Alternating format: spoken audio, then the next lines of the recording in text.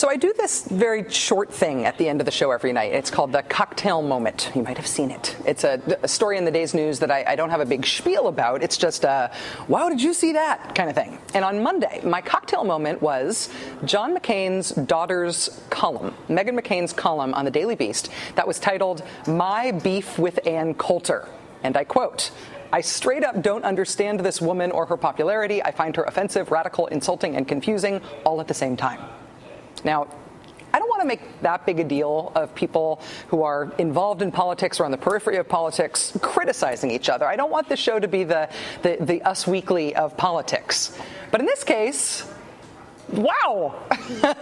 First of all, Meghan McCain is writing a column for the Daily Beast and purposely staying in the public eye after her dad's run for the presidency.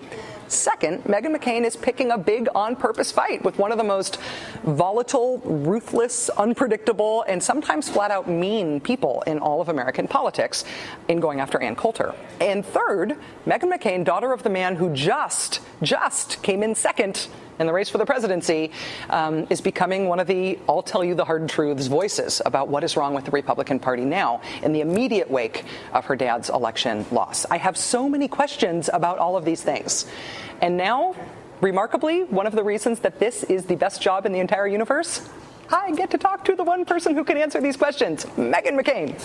Meghan McCain, I am very, very happy to meet you, and it's really kind of you to agree to come by. Thank you. Yeah, thank you for having me. You said in the Ann Coulter column, Ann Coulter could be the poster woman for the most extreme side of the Republican Party, and in some ways, I could be the poster woman for the opposite. Mm-hmm. What's the opposite?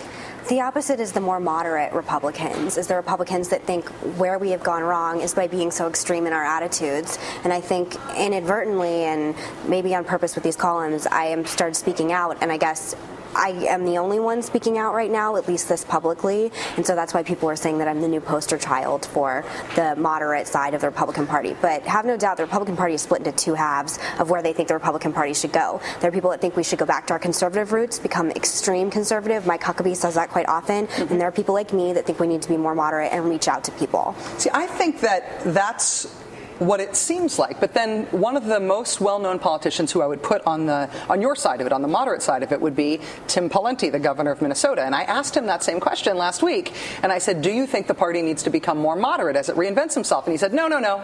We need to stick with our conservative principles. And it made me think that it's not okay, politically okay, to articulate the sort of thing that you're articulating, that's sort of hitting the third rail of Republican politics right now. Do you feel like you really are hitting a nerve?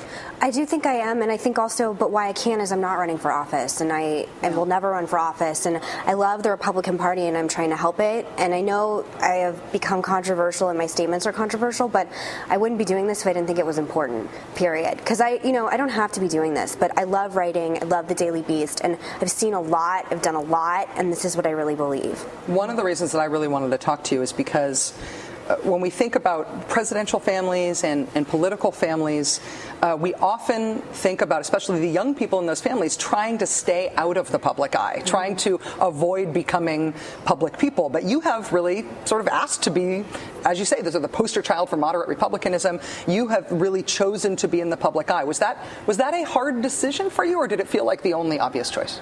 I've always been a writer, and then doing the blog on the campaign really raised my profile. And then afterward, I said, I still have this platform now. What am I going to do with it? Mm-hmm. Do I just say no and fade away? But it's not really in my nature. And like I said, I've seen a lot and I've experienced a lot. Especially, I've had a front seat to presidential politics and what is wrong and very right with the Republican Party. And I'm just trying to say what I think, and I'm so glad people are responding. I am so flattered that people are reading it and listening to me. I imagine, when I try to put myself in your shoes, that it must have been, and it must continue to be, hard to see your dad criticized, especially with the sort of gloves-off criticism that you get in a presidential campaign. But yet, in your career, you're picking a fight with Ann Coulter. I wonder if your reaction to seeing your dad in the arena, in the political arena in that way, made you sort of want to be the one having those fights yourself. Because you've picked a fight with somebody who's definitely going to fight back. Yeah. Well, if it was too hot in the kitchen, I'd get out. I know what I'm doing, and I know that I'm creating.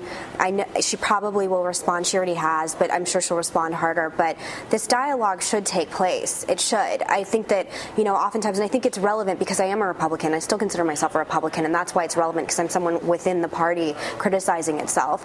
But unless we have dialogues, unless Republicans can come on shows like yours, unless people like you can go on Fox, we're never going to create a dialogue, and we're never going to meet in the middle. And I think there's extreme on both parties, and I hate extreme. I don't understand. I have friends that are the most radically conservative and radically liberal people possibly ever, and we all get along. We can find a middle ground. And I think it's a generational thing. I'm 24, and I think possibly people that are in their 50s, 60s, 70s, it's different.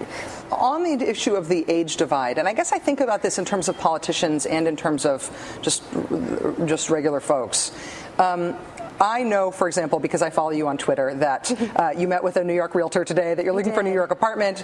I know when you talk to your parents on the phone. I know all these really specific things about you. And you probably know a lot of things about me from Twitter. I wonder if that's one of the big age divides, that younger people, we just have a totally different expectations about what counts as a private life and what we'll let people know about ourselves. And maybe that has some political manifestations, too, that older politicians or sort of old generation politicians aren't willing to let people know anything about themselves. Yeah, I definitely think that's a generational thing, definitely. I mean, my father's Twittering a lot, which I think is really funny, and my mom Twitters now, too. But I think for me personally, part of it's my personality. Like, my friends always joke that if you meet me in an elevator, I'll tell you my life story and all my secrets, because I don't really have any. And I'm open. That's why I love blogging, and I blogged about my dating life. I love being open. I love telling people my experiences, because I think people are curious. I'm curious about your life. How did you get here? How did it happen? And I always want to tell people, because people are curious. What's it like to have your dad run for president? What's it like to have John McCain as a father? And I'll tell you every single second. And I think the reason why I'm so different is because politicians' children in the past are so quiet, and they want a very private life. And that's great. That's their choice. But this is mine. Meghan, would you do me the favor of sticking around for a second while we make money for the General Electric Corporation? Sure. We'll come right back. Sure, all right, no thank problem. you. Meghan McCain is here. She's the daughter of former Republican presidential candidate nominee, John McCain. She's now a contributor to Daily Beast. We will be right back with Meghan McCain.